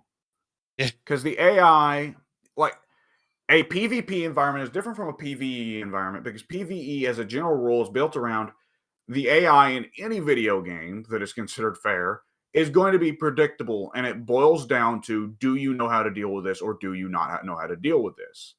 Every AI enemy in a video game as a general rule is going to be a knowledge check. PvP, that would be considered a very boring game, because that would be a game that would be considered quote unquote solvable very quickly if you had the same tools that an enemy does in a PvE game. Conversely, when the AI has access to the tools that a player does in a PvP game, it has to not be solvable in order to be an interesting PvP game. And if it's not solvable, then the AI can hypothetically make the right choice every time, because it, just simply reads the player's inputs, or it just knows what the optimal thing is to do, and it can do it with faster speed than the player ever could. If you think your APM in RTSs is crazy, imagine the APM of the AI. Although Actually, for a minute, I should say. I figured. Go ahead. But yeah, I would like to disagree with the whole thing of, you can't do this in a fighting game, though. It's just that the way to do it in a fighting game is through the means that this guy is dissing. Because, like, Rugal is a iconic fighting game boss, especially if you're into fighting games, but even if you're not, like, back when KOF actually fucking existed in the arcades, then Rugal was big because he has the cool moves and also the big story. You cannot make a fighting game boss interesting devoid of any character. And that character cannot come strictly from the gameplay. If it is part of the gameplay, that is very good. That is important as well. But the reason for stuff like World Tour and the Mortal Kombat story modes and shit like that being looked back on fondly and being well liked is because it gives more characterization to the people doing the fighting. And so, like, I don't see major differences between how, like, say, Ortsin and Smo as a boss are, Yeah. iconic than fucking input reading Rugal. Because they're both all famous for their genre and their whatchamacallit, their series. But the major difference, I think, between Souls and Rugal in that sense is that with Souls, the moves, yeah. I was just gonna say the difference between them was I could beat Ornstein and Smo. Oh, I beat Rugal in fucking 94 somehow. I don't know how, but I did it. I won't even try. Fuck that, I says. But yeah, what was I gonna say? Yeah, like the major difference is that, well, it is stuff that just boils down to how those games tell their stories. Or Steam and Snow have more like symbolic stuff and more like story shit implemented into their moveset, because Souls doesn't tell a story. Souls has lore, and Souls implements the lore into the characters. In the Yeah. same way, Rugal has some lore. He has some story that he tells through his moves. You know, he does the Kaiser wave because he is Krauser's brother, I think, and stuff like that. But aside from that, Yeah, he's a cousin to the Howard family of some stroke. yeah, like stuff like that. Like there's certainly lore to his moveset as well. But what sets Rugal apart from any other guy that you fight is that before the fight, there's like a 5-minute cutscene. Well, that's too long, but there's like a 1.5, 2-minute cutscene setting up the fight, and then once he's defeated, you get a full cutscene showing how he dies, and that's what separates him from any other fight that you had before then. Huh.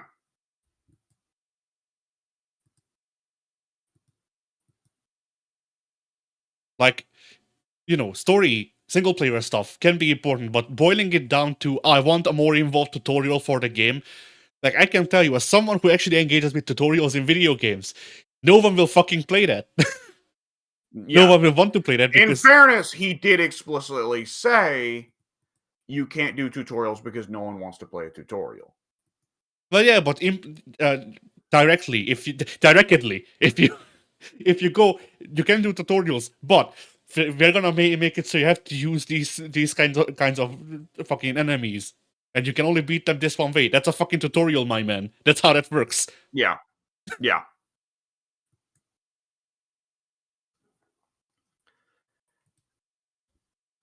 I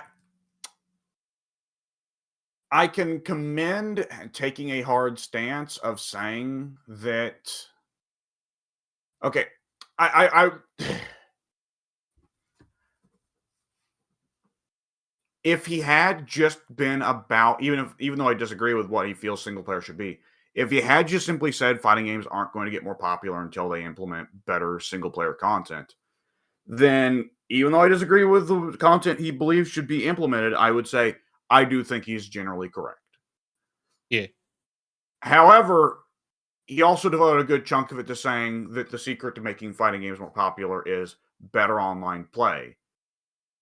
And I just think that's just by now been proven to not really be the case. yeah, and I mean, like, currently at this point, how do you improve online play? Like, what fucking magic? Like, do you just add magic to the online play to make it better? I mean, Tokon is trying. We'll see, I guess. But you know,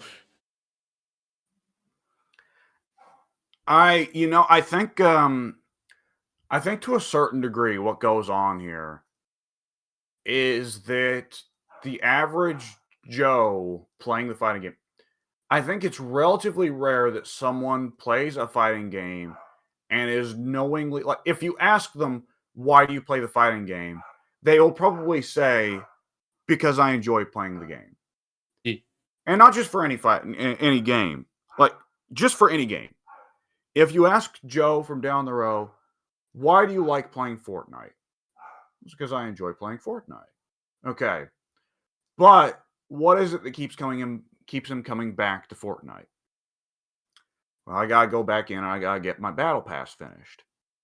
But if the battle passes aren't there, if one day in the year of our Lord 2130, 100 years on, Fortnite finally wraps up, which and there's no more battle passes and there's no more unlockables.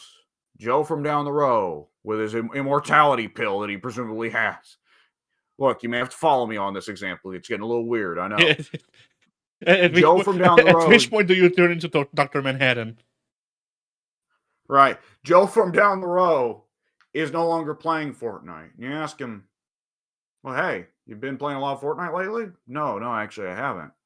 Well, do you enjoy Fortnite? Yeah, I mean, Yeah, I can see some holes in it now. Now that I'm not playing it so much, because I don't have to go back and get in to unlock this and unlock that. But it was all right, and he just doesn't come back. It's pretty rare that a person stops playing a game because they're like, I fucking hate this game.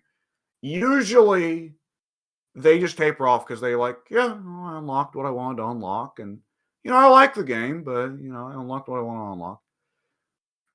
Fighting games, a lot of the people that play fighting, like the people that play fighting games past week one, tend to be they love the game for the game itself, and they don't really care about unlockables. As a matter of fact, they probably look at unlockables and they cringe and they go, "Oh, why do I have to unlock things?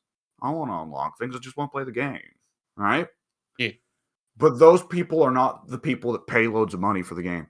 The people that pay loads of money for the game they get in, and while they will say they like the game, what they really want to do is they want to get that hit of those good brain chemicals because they unlocked the thing. Yeah. And they want to keep going, From unlocking Marvel. the thing again and again. Yes. No. And I think what it is I think that the average player of the average game really, really, really wants a Skinner box.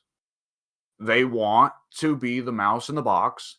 They want to be the man in the box, like the Alice in Chains song. Yeah. And they want the button that when they hit it, they get the cheese. And they want to go back and hit the button and get the cheese again.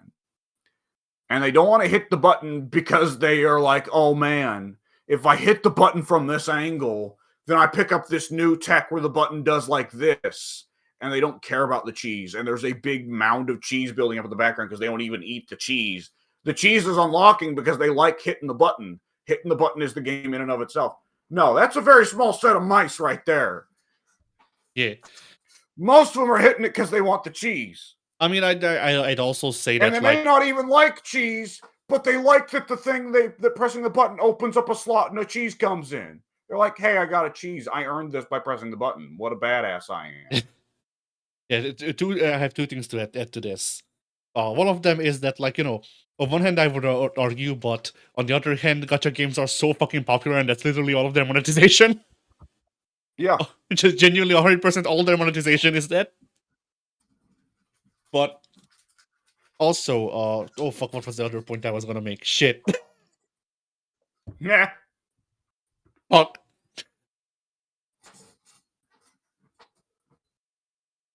Ah, bloody hell. Well,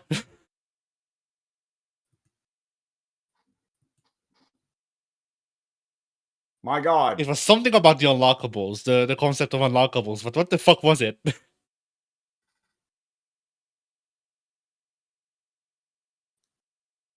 Oh yeah, no, it wasn't the unlockables. The other aspect, the other reason that you go up to Joe from Fortnite and you ask him, why are you in Fortnite? And he's like, well, all my friends are playing it.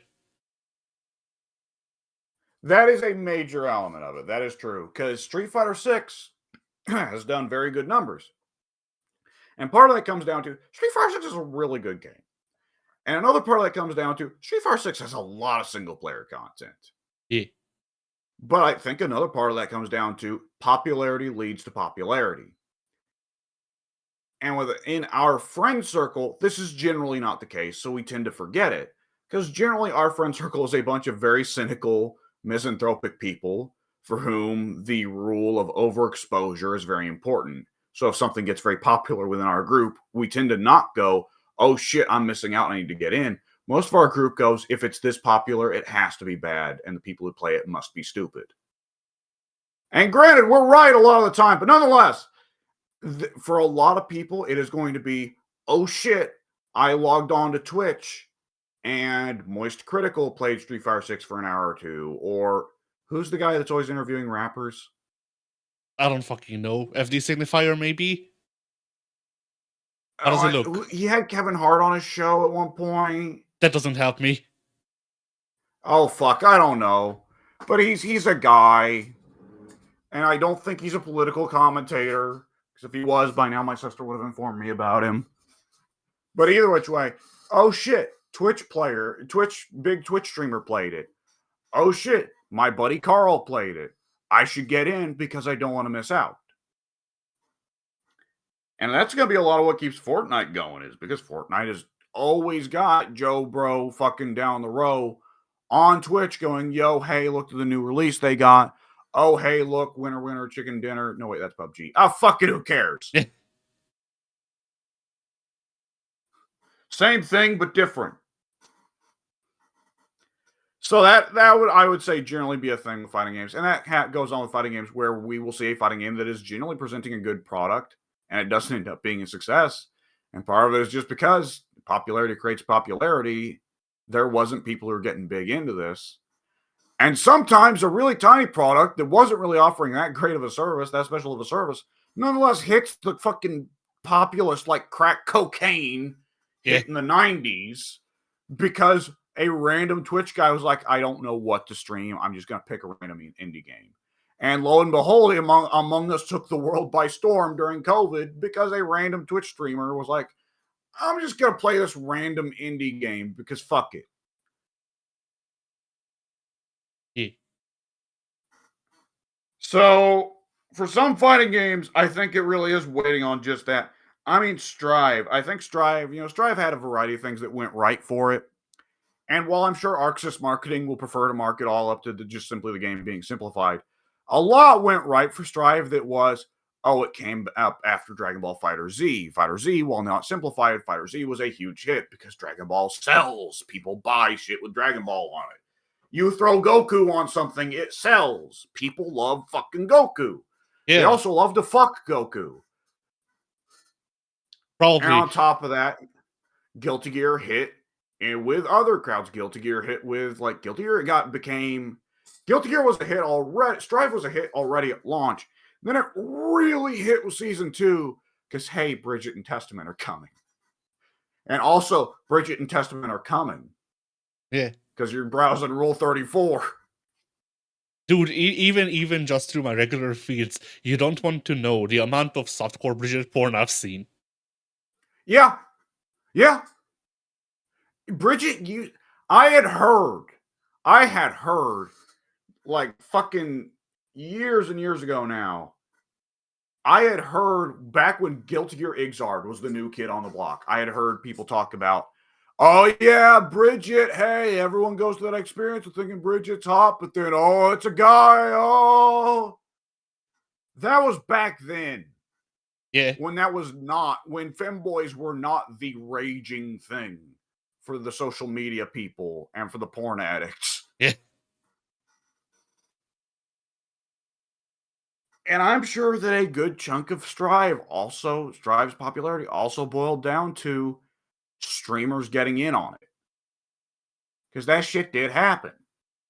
And a lot of streamers wound up sticking with it longer than they would have. Because there are some fighting games that drop in the stream, even the fighting game, dedicated FGC streamers play it for like a couple days and they're like, I don't feel like playing this anymore. And they move on. And it's a pretty undeniable hit to the fucking numbers. And there are some fighting games where the game is good, but there's just no relevancy. So even Maximilian Dude had a game or two that he was like, yeah, this was cool, but nobody wanted to watch me play it. And I have to put food on the table. So I played it for I streamed it like 1 or 2 days, and I had to go back to Street Fighter. Yeah. Now, I wanted to hit something real quick. Marvel Infinite. I only just yesterday saw a video that I've had in my watch later playlist for like 3 weeks now because it came out like a month ago. It was Why We Hate Marvel vs. Capcom Infinite by I Heart Justice. And it was I Heart Justice, Lythero, and Zizix all trying to argue why Marvel vs. Capcom Infinite was penis cancer, while Maximilian Dude tried to go against all three of them, arguing, is it the fucking best? Shit, no. But the game plays real good. And that's it. There's nothing else in there. More or less, yes. Like, the game plays real good, and if you accept that, yeah, the roster isn't very good, and it's actually discreetly not a sequel to Marvel vs. Capcom 2 or Marvel vs. Capcom 3, it's a sequel to Marvel vs. Capcom 1, then yeah, it's actually really, really fun to play. And nonetheless, what was interesting there, aside from my dog barking, today's the background noise podcast, though the dog's been going apeshit on all the FGAs. He seems to know. The dog loves fighting games. The dog loves calling attention to himself and then shitting in the living room. Anyway. But anyways, there were a couple interesting bits there though, because Max kind of, I guess because it's now 10 years in the past, and presumably a good chunk of people from Capcom have moved on. While he was talking about it, Max did pretty well explicitly say a good couple things that he got to talk with Capcom people at the time about. One of the ones that cracked me the fuck up was he talked about, so yeah, at one point during the marketing cycle, they were going around to a bunch of us a bunch of us big FGC guys, and interviewing us, and they wanted to get these compilations together of us saying things that really excite us about the game, things that we were really interested about the game. And they asked me, okay, what would really excite you about the roster? And Max's response, God bless his soul, this was early in Marvel Infinite's marketing cycle. Max's response was, oh, I would be so excited for like as many X-Men as we can get in there. Nice. And the interviewer just looked at him and kind of like sucked in his lips like, ooh. And Max said that compilation they wanted to put together wound up never coming out because they weren't able to get enough good praise from the FGC heads that would end up being actually accurate to the game. Like they weren't able to get enough hype that would not have made the game look like shit. Because so many of the FGC heads were going to say stuff either like, I'm excited for X-Men, or I can't wait to get back to playing Doctor Doom, or I can't wait to, try out this feature that's not coming with the game. Yeah. And so they just weren't able to do it. That's the sign that you're making a good product when you think about it. Yeah, that was really nasty. That was unfortunate. Oh shit. So yeah, making fighting games that are successful is hard and requires a lot of money and a lot of dev time, and is not necessarily what major talking heads in the FGC want from fighting games. And this becomes part of the difficulty, right? Yeah. And also, I want to hit one thing really, really quick. Is that this person who wrote this piece that we're talking about now makes reference to the Dark Age of fighting games. Now, do you want to guess what time period he says is the Dark Age of fighting games? 2000 to now. Okay, that's kind of a good answer, but no.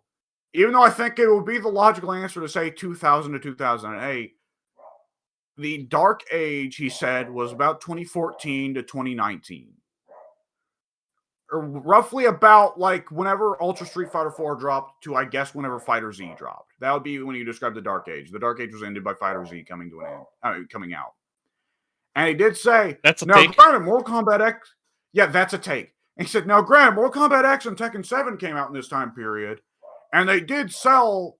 Well, hold on. I want to know, he undercut the sales of Mortal Kombat X and Tekken 7, which I thought was insane. Like, dude, Tekken 7 sold gigazillion copies. It didn't sell as much as Tekken 3. I will grant that. But Tekken 3 was few things.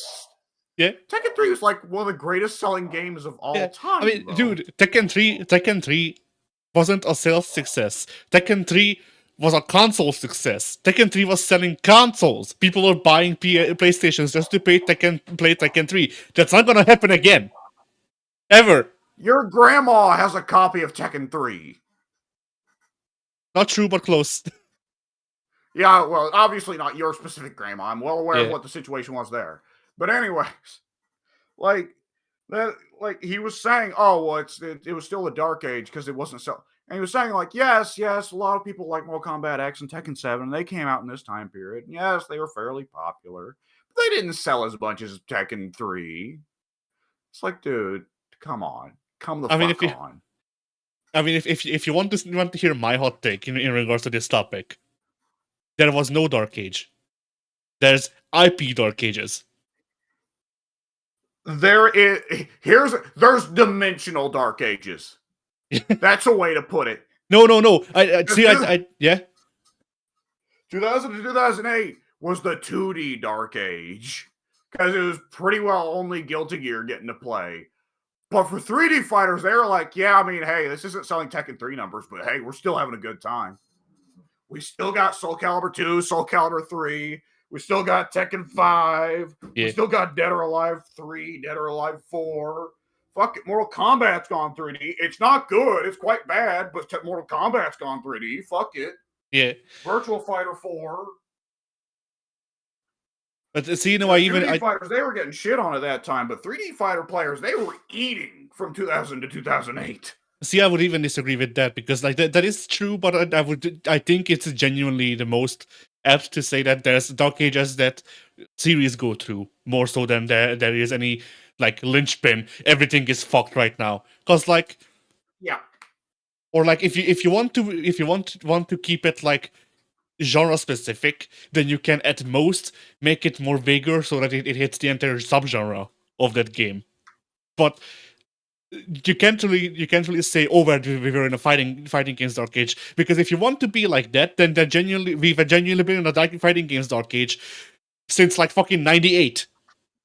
yeah. Because there's been Yeah, never been there's never been a point in time since the fucking arcades where everyone just prospered. So if you want to be like that, then technically we're still in the dark age. And if you want to get more specific, then you have to be very specific.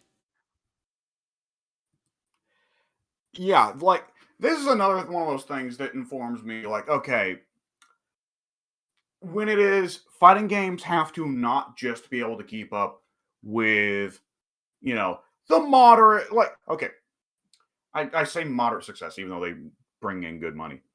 Fighting games have to not just keep up with the games that are successful with the hardcore crowd.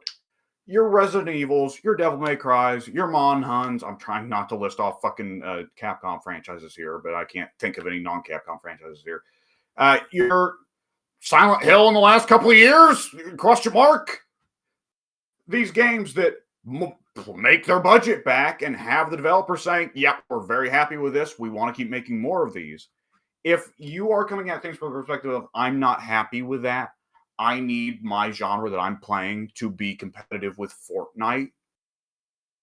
Dude, do you know how many fucking games genres get to work at that level? It's first-person shooters, it's third-person shooters, it's MMOs, barely even then. Like, does FF14 have anywhere No. near the numbers of Fortnite? No. No. Like, fuck, does League have anywhere near the numbers of Fortnite today? Maybe. League at its peak had crazy numbers. League at its peak had like 25 mil, didn't it? I don't know. Like, the thing with League nowadays is that, like, League still has an install base, but it's like everyone who plays League is a sleeper agent. You need to start talking at them about League, and then they reveal themselves. So, like, I don't know. Yeah. Well, League by now exists in a space where, like, it's rare that you run into an open League player. It's rare that you run into an open League player who isn't self-resenting. Yeah. You run into an open League player who's like, I still really enjoy the game. I don't care if you hate me for it. Like, most League players you see today are, I fucking hate League. I don't know why I log in every day. Never start playing League. Yeah. Like, that. You can go to just about any fighting game genre, I keep saying fighting games instead of just games. You can go to about any game genre that isn't first-person shooter, third-person shooter, MOBA, MMO, and you'll find the people going, why aren't we as popular as Fortnite? And it's like, are you fucking crazy? Now, with fighting games, it's really annoying because they'll be like, well, hey, we used to be the kings. We used to be on top. 92 to 98. Hey, we used to be on top. And it's like, dude, times have changed. Do you think that kids in the 90s wouldn't have played Fortnite if they had access to Fortnite? Yeah. Do you think that kids in the 90s would have had access to online gaming with all this shit and still been like, yeah, but I gotta go to the arcade and play Mortal Kombat 2? Yeah. No. They went to the arcade because you fucking had to back then. You could get some neat stuff on your Super Nintendo, but you couldn't get Mortal Kombat. You couldn't get a good Mortal Kombat port. Yeah. Oh shit. And then You like could get yeah. Street Fighter, but that shit cost a big upfront cost that your parents wouldn't have wanted to pay. It Yeah. was much more justifiable for your parents to say, give me $5 in quarters and I'll go play at the arcades rather than give me $60 up front to play a game that I'm also going to have to sit in your living room and occupy the TV to play. Because that's another thing I want to hit. People, inattentive parents have always been a thing. Nowadays, it's like, okay, if you can't ship them off to public school, ship them off to, sit with the grandparents or get a home, get a babysitter or ship them off somewhere else. Back in the day, Addie, did your parents ever hear this line growing up? Get out of here and go play in the street. Uh no, but my parents' were a lot more abusive, so Okay, well, my grandparents were also very abusive, but okay, that my probably parents not to the both. same end or in the same way, but yeah. Or well, my dad didn't have abusive parents. Well, he didn't have abusive parent. He had like a shit ton of stepdads. Ah, But like even still, my dad was pretty constantly. Anytime he was sitting around the house getting hit with the line, go out and play in the street. ah, And part of that you could justify in terms of like, well, I'm keeping my kid active. But mostly it was get the fuck out of my house. Even though I'm a parent, I want to be able to act like I'm a single adult for a little bit and have the house to myself for the next 4 or 5 hours. yeah, So no, just yeah, go somewhere else in town. I don't care where. We don't know that child molesters are a thing yet. yeah. Yeah, no, my parents. Well, my dad's parents, well, they weren't there because he was put up for adoption, but then like he was like he basically grew up in the fucking adoption place,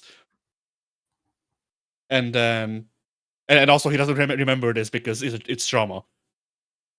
And Yeah. then my mom's parents, basically used her as a live-in maid, and then when she was 14, sent her off to marry a guy that they set up for her. He was also abusive, so. Okay, that was a whole lot of stuff that here in America we would say is stereotypically European. Holy shit. I mean, my mom's side is stereotypically gypsy. That's our culture, Yeah, which sadly. I mean, it's Indian descent. India is rather notorious for how much they love selling off their daughters for marriage. So, Yeah, like ugh. my dad is my mom's second husband, for reasons. Yeah, I remember this talk. Yes. Oh boy. Like to a certain degree, the world is different now.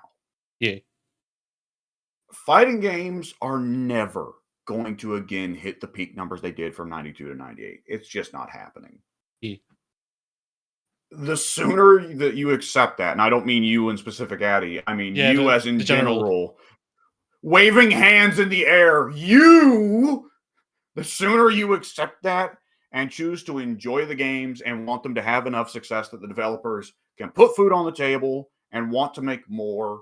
And that's what you consider success rather than, holy shit, everyone in my neighborhood, everyone I know is playing this game. The sooner you consider being able to just keep going a success, the sooner you will be living a happier and healthier life as a fighting game fan. Yeah, like the only part that I miss from the golden age is the variety in choice. Like if Yeah, we could get that back, that would be real fucking nice. I would like that a lot. But otherwise, like I don't give a shit. yeah. Which I want to note, this guy did start it off. I forgot to mention, this guy did start it off by also implying that, well, Street Fighter 6 is doing well, but fighting games are entering another dark age. And it's like, fuck you, buddy. No, they aren't. No, once They're again, yeah. no, go ahead. Like once again, it really comes down to like, what do you like? Arxis games? Yes. Otherwise, hey, Well, not really. this guy had a lot of essays on the side about Tekken. So I'm Ah, gonna guess that he's like, oh, Tekken ain't doing so well. The West has fallen. yes, maybe. Because that's gonna be the fucking thing here. Like, by all means, for like the big guy, like Street Fighter's doing well. Arxis is still putting numbers up, but they're not very faithful to the old classic fans anymore. Even Interesting. even the new fans are turning on them. I've seen. Yeah, that's gonna be a good So- question because I didn't see anyone saying that Tokon felt good. Yeah, I didn't see anyone saying Tokon felt good. Fucking after the most recent announcement, I literally saw a post with like Arxis' output since 2015, and the question was, do you actually expect Arxis to put out a good game? So I think the public opinion is shifting because they're just putting too little in there. Oh shit. Like I don't see it with enough frequency to go, oh yeah, the tide is turning, but the cracks are starting to show. It feels. It's gonna be an interesting question, right? Yeah. Because I think to a certain degree, Arxis has been able to get away with it in some regards because they've been able to keep with the licenses and the stories of the games that they do being exciting. But it's going to be, an interesting question of like people are going to you're going to have the casual audience walk away for one thing, and the casual audience that does stick around and get into it are going to eventually, well, they're going to a certain degree, do what happened when Guilty Gear X2 went on sale for like $2. I'll go back and play other Arxis games because they want more Arxis and going, wait, I like this better. Yeah.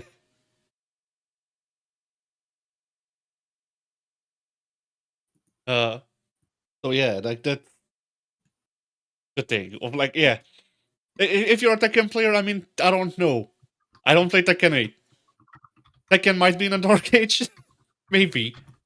But that's also not all fighting games in the same way that Street Fighter not being around in the 2000s wasn't a fucking dark age just because Street Fighter wasn't around.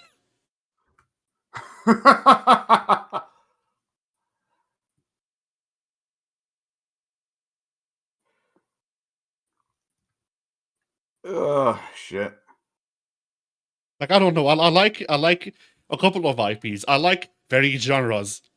So maybe I'm just better off because to me, shit needs to be real fucking dire for me to not find something to enjoy in fighting games. Oh god, yeah, I mean, I'm very easy to please. There have been like it was legitimately rough for a little bit there.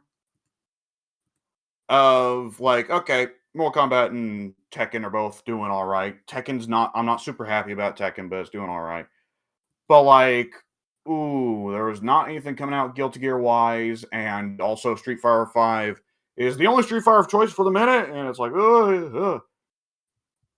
Yeah.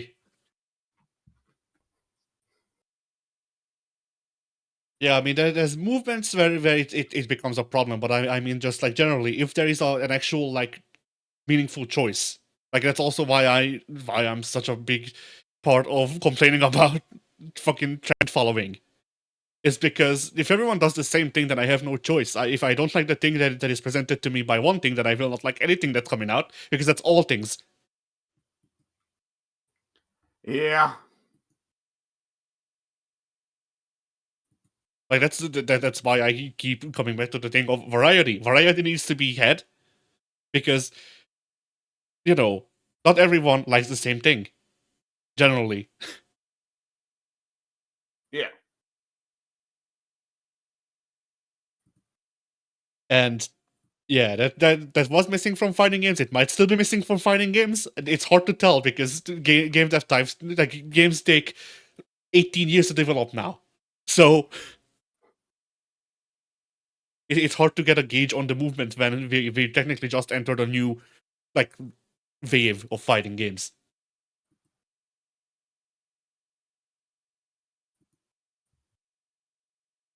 We probably have a good variety going on. They're all in development, and one will come out next year, and another will come out in 5 years, another will come out in 12 years. Yeah.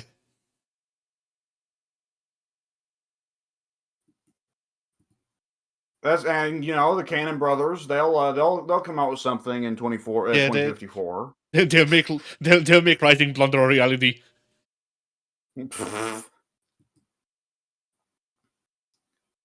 Oh shit! There's gonna be a question there. It will be the debut of their new netcode solution, GPO. Game Peace Out. It's actually just delay based. We realize we made a mistake. We're going back. Yeah.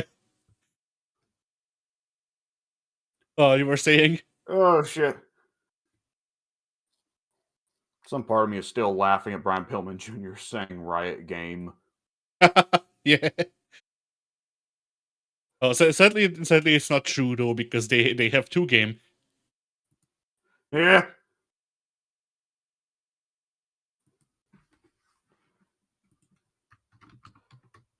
Oh shit. So anyway. Yeah. So how many more times will we discuss how fighting games can be bigger during this year? Just this year. It's an eternal topic because comparison is the thief of joy, and people love to compare. And then after it thieves their joy, they have to then cope, and they have to then come up with. So, anyways, this is how we can use alchemy to turn lead to gold, guys. Yeah. If we do the right fucking rain dance. The thing is, they will always observe it from anytime that these repetitive arguments come up is because there will always be one simple way you can look at it. And when you look at it from that perspective, then it won't make sense why the thing is not the way you want it to be. They can always look at the argument of fighting games will never be successful because they're too difficult. They can always look at that and say, but MOBAs, though. That can always be an answer. And that will always motivate people to go, okay, so fighting games could be a success if they were more like MOBAs. Or just something like that, and that will always be around. Joe Blow will always be Mr. I'm so good at fighting games, and he tries to get somebody else into a fighting game, and the fighting game person is the person they're trying to get in is like, no, fighting games are too complex, too weird, too difficult. Nothing that the way that you get better at fighting games doesn't make sense. It doesn't make logical sense to look at it. When I look at it, I don't know what's happening.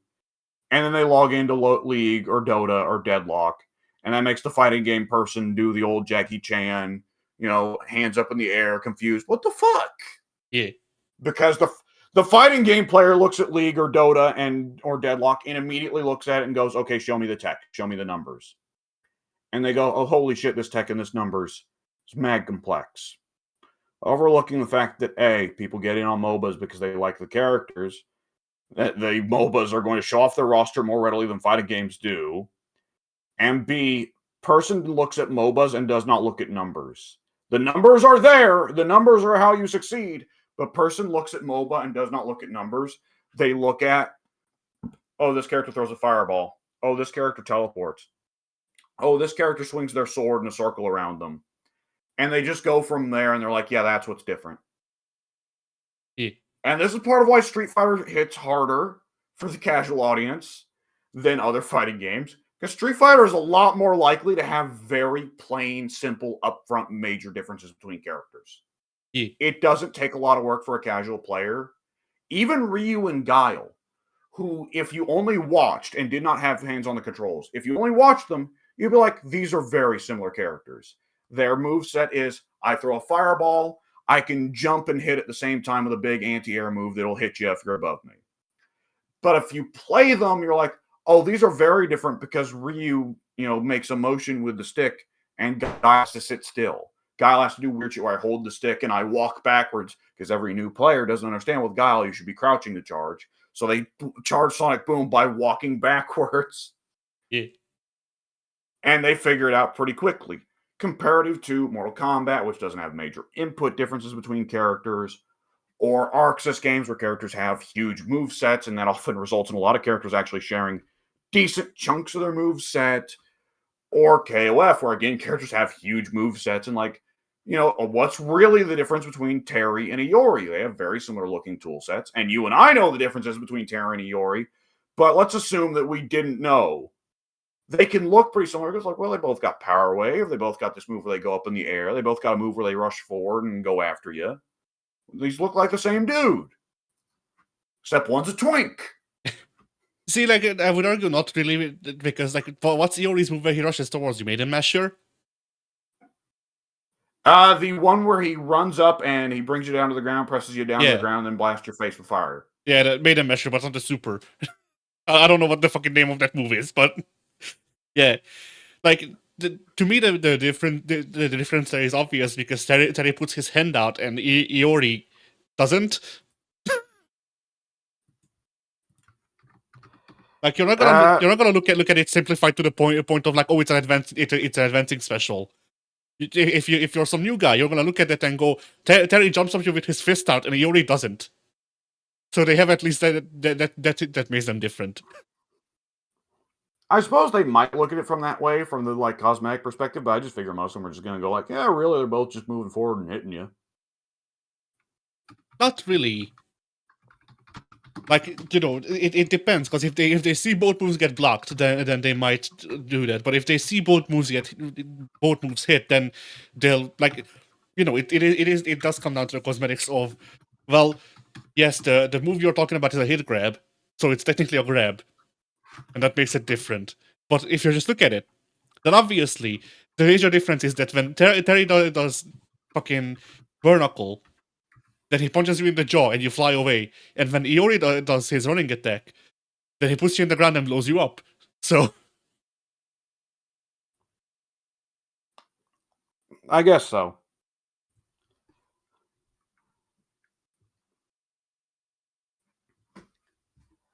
Well.